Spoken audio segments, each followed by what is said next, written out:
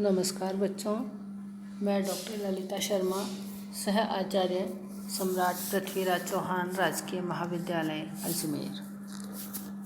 बच्चों, आपके पाठ्यक्रम में साकेत नवम सर्ग निर्धारित है। हम उसी के बारे में चर्चा कर रहे थे, उसकी व्याख्याओं को हम देख रहे थे। उसी क्रम को आगे बढ़ाते हुए आज हम आगे के पदों की व्याख्याएं देखेंगे। देखिए बच्चों, त्रिविध पवन ही था, आ रहा जो उन्हीं सा, यह घनरव ही था, छा रहा जो उन्हीं सा।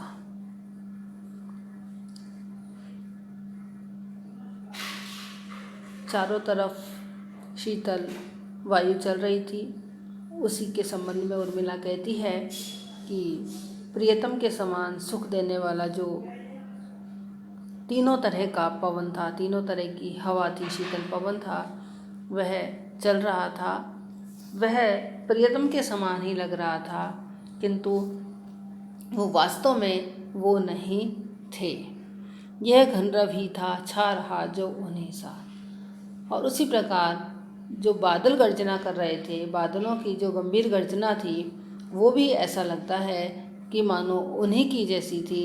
लेकिन जब मैंने देखा तो वे जो गर्जना करते थे युद्ध के समय में, जिस तरह की गर्जना भयंकर वाणी करते थे, वो वाणी वैसी ही लग रही थी। लेकिन जब मैंने देखा तो भयंकर वाणी जो है वह बादल की ही थी।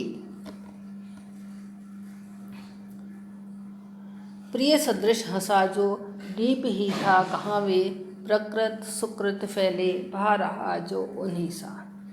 इसी प्रकार जो कदम्ब का वृक्ष था वो भी मुझे ऐसा लगा, जो कदम्ब का वृक्ष खड़ा था तो ऐसा लग रहा था कि मानो प्रियतम खड़े हंस रहे हैं, प्रियतम खड़े मुस्करा रहे हैं। लेकिन जब मैंने उसे ध्यान से देखा तो वह कदम्ब का वृक्ष ही था, प्रियतम नहीं थे।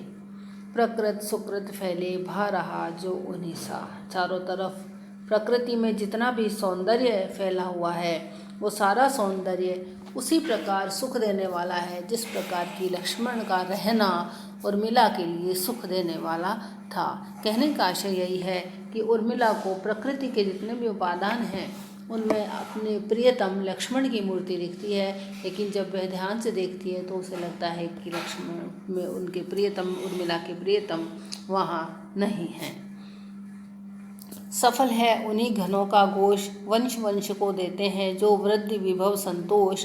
नभ में आप विचरते हैं जो हरा धरा को करते हैं, जो जल में मोती भरते हैं जो। यहाँ पर जब बादल उमड़ घुमड़ करके आते हैं, उन बादलों के लिए उर्मिला कह रही है कि बादल उमड़ घुमड़ के आते भी हैं और घनघोर गर्जना भी करते हैं, लेकिन कौन से बादलों की गर्जना सफल है? केवल उन्हीं बादलों की गर्जना सफल है जो कि अनेक वंशों को, या कहने का आशय यहाँ पर वंश वंश को देते हैं, बाँस के वंश को, जो वृद्धि वैभव और संतोष देते हैं। वृद्धि यानी उनका विकास करते हैं, उनके वैभव को बढ़ाते हैं और संतोष को प्रदान करते हैं।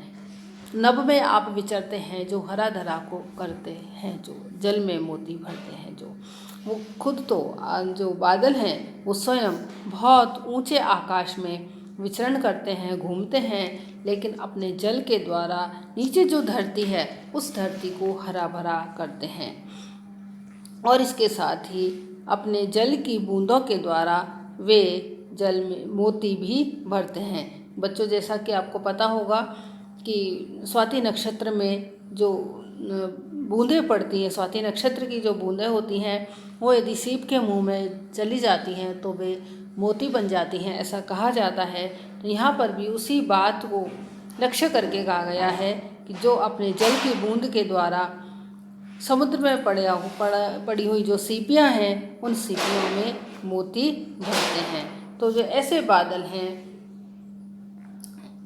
वो ही सफल हैं जो कि यह सब करते हैं, अर्थात धरती को संतोष देते हैं, धरती को वैभव प्रदान करते हैं, धरती की जो हरियाली है उसे हरा भरा करते हैं, और समुद्र में जो सीपियाँ पड़ी हुई हैं उनमें जो मोती भरते हैं। उन्हीं बादलों का जो गर्जन है वह सफल है। बाकी जो खाली बादल हैं और गर्जना करते हैं, उन बादलों का गर्जन उर्मिला व्यर्थ ही बताती हैं।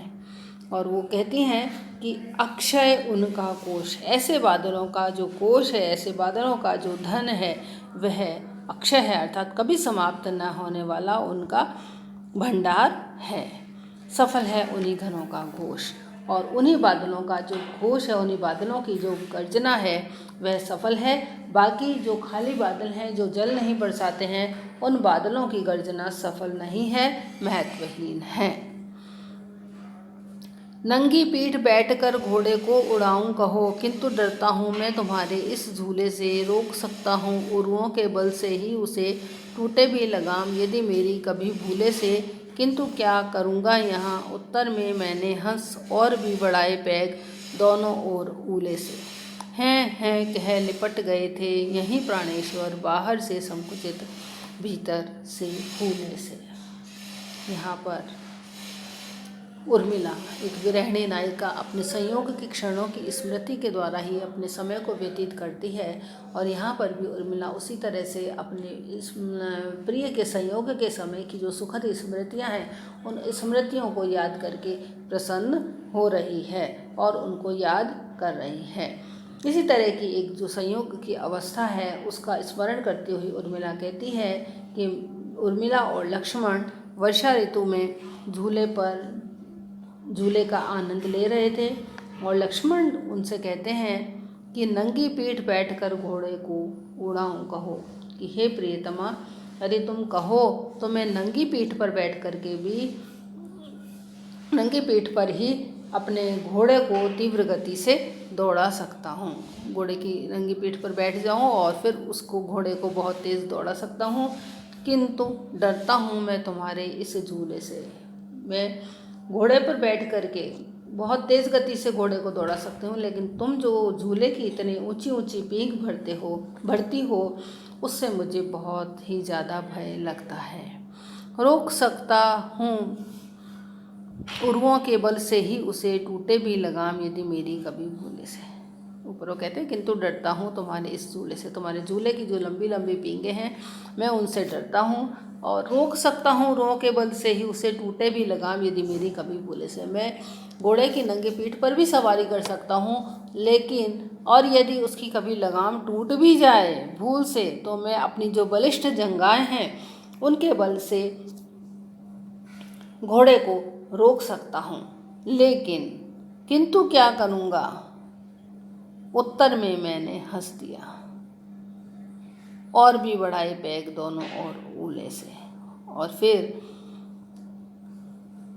यदि घोड़े की लगाम भी टूट जाए तो मैं अपनी बलिष्ठ जंघाओं से उससे तो रोक सकता हूँ, लेकिन यदि झूले की डोरी टूट जाए तो फिर मैं क्या करूँगा।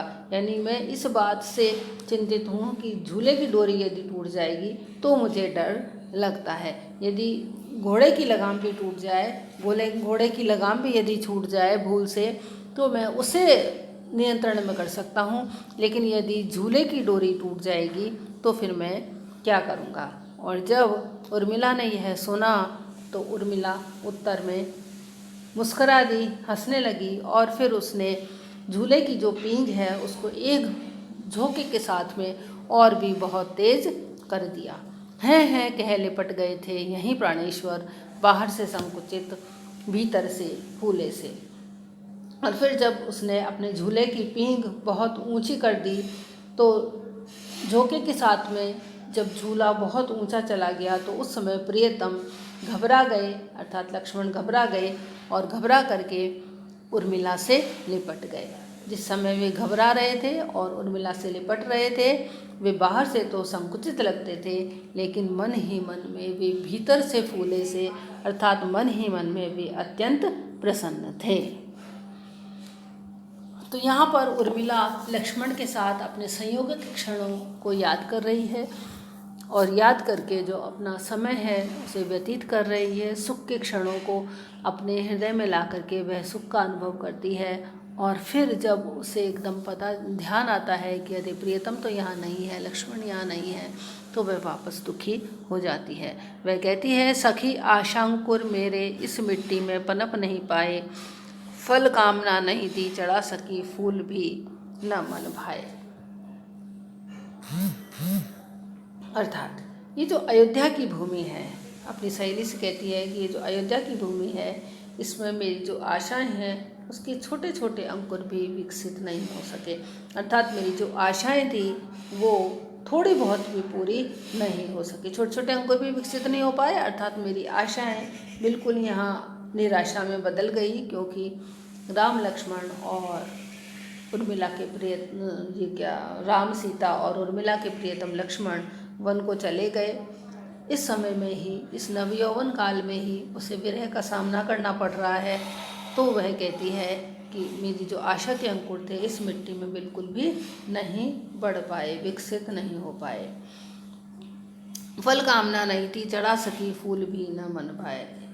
आगे उर्मिला कहती है कि मेरे मन में किसी तरह की भी अभिलाषा नहीं थी, लेकिन मैं तो बस केवल इतना ही चाहती थी कि मैं अपने प्रियतम के चरणों में पुष्प अर्पित करूं, लेकिन मैं वह भी नहीं कर सकी।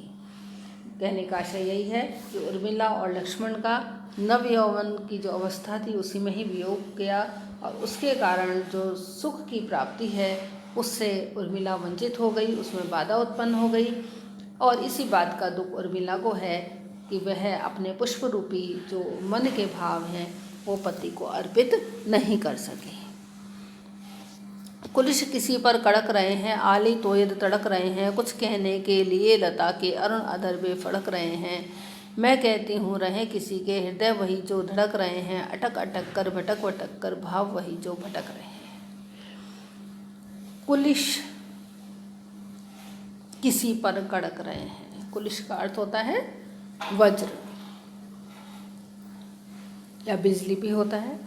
कुलिश किसी पर कड़क रहे हैं। तोयद का अर्थ होता है बादल, तोय का अर्थ होता है जल, और तोयद जल को देने वाले अर्थात बादल। तो यहाँ पर वर्षा ऋतु में जो बादलों का घनघोर स्वर है और कड़कती हुई बिजली है, उसको देख करके उर्मिला कहती है अपनी सखी से, हे सखी, आकाश में जो गर्जना करते हुए बादल हैं वो पता नहीं किसके ऊपर वज्र के समान बिजली गिराते हुए कड़क रहे हैं। आली तोयद तड़क रहे हैं, और ये जो तोयर हैं अर्थात जो बादल हैं ये पता नहीं किसके ऊपर वज्रपात कर रहे हैं, टूट टूट करके पता नहीं बिजली किस किस पर गिरा रहे हैं। कुछ कहने के लिए लता के अरुण अधर में फड़क रहे हैं, और दूसरी तरफ ऐसा लगता है कि वर्षा ऋतु में पेड़ पौधे भी विकसित होते हैं, बेल भी बढ़ती है, तो ऐसा लगता है कि मानो ये जो बेल के लाल लाल होठ हैं ये कुछ कहने के लिए फड़क रहे हैं, अर्थात कांप रहे हैं, कंपन कर रहे हैं। यानी वर्षा ऋतु होती है, वर्षा ऋतु में बेल उगती हैं, बेलों की जो नई कोपलें होती हैं वो लाल रंग की होती हैं, और वे वर्षा में और वर्षा की में जो हवा होती है उसके कारण जब धीरे धीरे हिलते हैं तो उसको कवि ने बहुत ही सुंदर उपमा दे करके कहा है कि ऐसा लगता है कि मानो बेल जो है उसके जो गुलाबी गुलाबी ओठ हैं वो कुछ कहने के लिए कंपन कर रहे हैं।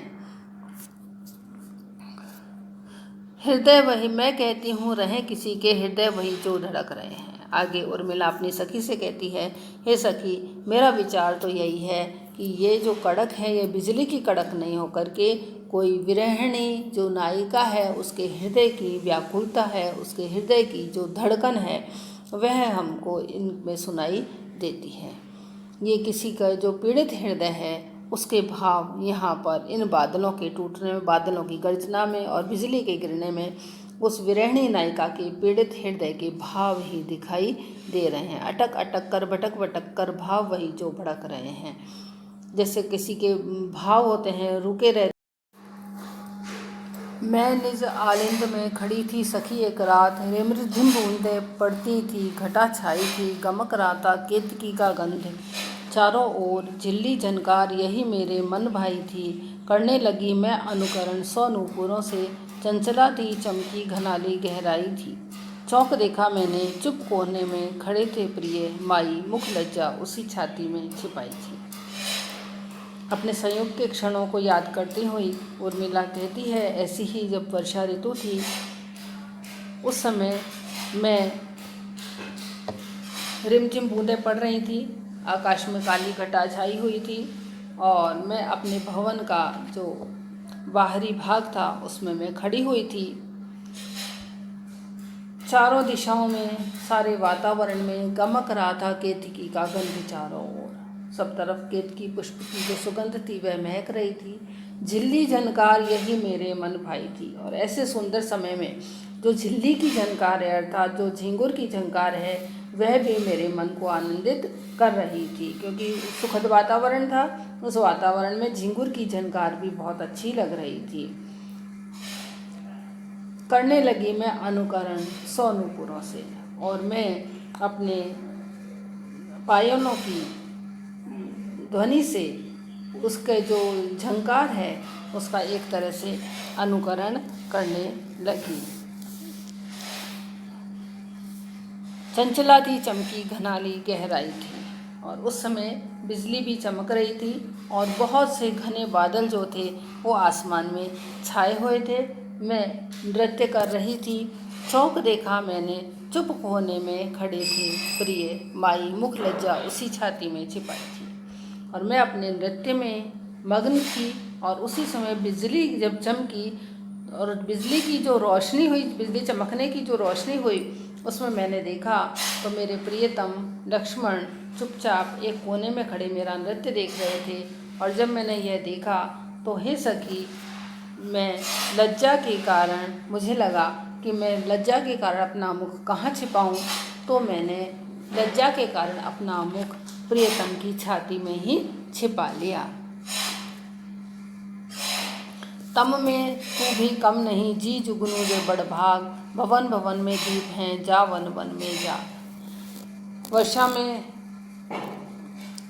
जुगनू जो है आसमान में हमेशा ही रहते हैं, और वर्षा ऋतु में जो चारों तरफ घनघोर अंधकार था उसमें जो जुगनू चमक रहे थे, उन जुगनुओं को संबोधित करती हुई उर्मिला कहती है कि हे जुगनू, तम जुगनू में तू भी कम नहीं, अंधेरे में तेरा महत्व भी कोई कम नहीं है।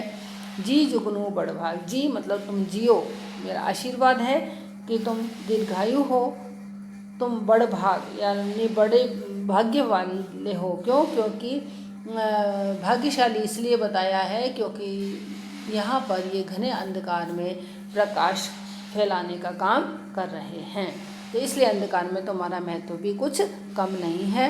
तुम बड़भागी हो, तुम सौभाग्यशाली हो। भवन भवन में दीप हैं, जा वन वन में जा। लेकिन यहाँ तुम्हारे चमकने का कुछ भी अर्थ नहीं है, क्योंकि यहाँ पर अयोध्या में तो हर एक घर में दीपक की रोशनी है, दीपक का प्रकाश है। जा वन वन में जा, लेकिन वन में चारों तरफ अंधकार है, इसलिए तू वन में जा और वहाँ पर वन में जा कर के तू अपना प्रकाश जो है उसे फैला। यहाँ पर उर्मिला लक्ष्मण के प्रति, राम और सीता के प्रति चिंतित भी हैं कि वो किस प्रकार अंधेरे में निर्जन वन में रह रहे होंगे, इसलिए भी वह जुगनू से कहती है कि तू वन में जाकर के प्रकाश कर। हाँ वह सुहृदयता भी क्रीड़ा में है, कठोरता जड़िता, तड़प तड़प उठती है स्वजनी घन लिंगिता तड़िता। वह अपनी सखी से कहती है कि कभी खेल में और उपहास में जो सुहृदयता है अर्थात जो रसिकता है वो भी कभी कभी बहुत भयंकर सिद्ध होती है। किस प्रकार? एक उदाहरण देकर के वो बताती है कि जिस प्रकार बादल और बिजली का जो खेल होता है उसमें जो बादल होते हैं वो कठोर, बादलों का जो कठोर आलिंगन है उसमें बिजली बद्ध हो जाती है, उसमें उस आलिंगन में बद्ध हो जाती है, बंध जाती है, और फिर ऐसा लगता है कि बिजली तड़प तड़प उठती है। जो बिजली इस तरह से चमकती है तो उसे कवि ने बहुत ही सुंदर उपमा दी है कि ऐसा लगता है कि मानो जो बादल है और बिजली है इसका सरस खेल चल रहा है, और बादलों के कठोर आलिंगन में बंधी हुई जो बिजली है वह तड़प रही है, व्याकुल हो रही है। गाढ़ तिमिर में बाढ़ में डूब रही सब सृष्टि, मानो चक्कर में पड़ी चकराती है दृष्टि।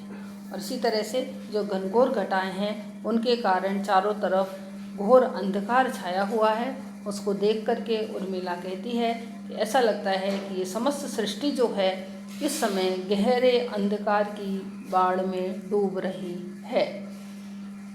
और ऐसा लगता है मानो चक्कर में पड़ी चकराती है दृष्टि, और ऐसा लगता है कि मानो दृष्टि जो है वो चक्कर में पड़कर भटकती फिर रही है, यानी अंधेरे में कुछ भी दिखाई नहीं दे रहा है, दृष्टि इधर उधर जाती है, कहीं कुछ दिखाई नहीं देता, दृष्टि वहाँ से उठ जाती है और दूसरी तरफ चली जाती है। ऐसा लगता है कि अंधकार में जो दृष्टि है वह भी इधर उधर भटक रही है। तो बच्चों, यहाँ पर जो वर्षा ऋतु है उसमें उर्मिला किस प्रकार अपने लक्ष्मण के साथ, अपने प्रियतम के साथ बिताए हुए संयोग के क्षणों की स्मृति करती हैं और उसके कारण वे सुखी होती हैं, और फिर जब उसे ध्यान आता है कि लक्ष्मण यहाँ नहीं है, प्रियतम यहाँ नहीं है, तो वह चिंतित भी होती है और वही सुख देने वाली चीज़ें उसको भयंकरता का भी कहीं न कहीं एहसास कराती हैं, भय का भी कहीं न कहीं एहसास कराती हैं। तो प्रकृति के साथ में जो उर्मिला प्रकृति को देख करके अपने सुख दुख का जो सुख के जो संयोग के क्षण हैं उनको भी याद करती है, और अब जो विरह के क्षण हैं उनको भी वह उस प्रकृति के माध्यम से ही समझने की कोशिश करती है। तो आज के लिए बच्चों इतना ही, आगे का हम अगले व्याख्यान में पढ़ेंगे। धन्यवाद।